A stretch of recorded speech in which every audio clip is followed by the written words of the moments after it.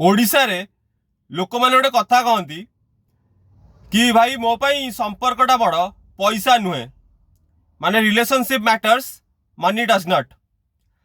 किंतु यही कथा जिते लोक कही मते आपण मानक भी बहुत लोग कही आपण मैंने मार्क करथिबे से समस्त पाखे सला बहुत पैसा अच्छी कम से कम सला 3-4टा जगह पड़थिबो तांकर एफडी थी 2-3 कोटी माने जार इंटरेस्ट खाली आसुव 5 लाख 10 लाख और किसी भी किसी भी थाई पारे।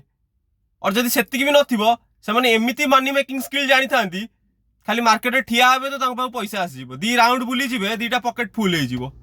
और से भलिया लोक आसी हमहु कहउचंदी कि भाई रिलेशन संपर्कटा बहुत मैटर करे पैसा किछि नुहे संपर्क सब पैसा किछि नुहे। आज्ञा मार्क कली सब से ही लोक कहले जहाँ पैसा रोजगार करिया भी सहज माने से बाट जानी जाइछंती पैसा रोजगार करिया गोटे बाट थाए से जानी जाइछंती तो तांको पई सहज नहले जागा बाड़ी रॉयल्टी इनकम रेंटल इनकम एते थाए कि पैसा पे तांको किछि करिया को पड़ेनी। आ से माने कहंती भाई संपर्कटा बड़ हाँ तांको पई ऑब्वियसली संपर्कटा बड़ ही हबो जेहेतु एते पैसा अच्छी तो पैसाटा मैटर करेनी कहीं से कर दियंती पैसा। क्यों सेमती मात्र 5% लोक 95% लोक आज भी स्ट्रगल कर हाउ टू मेक मनी।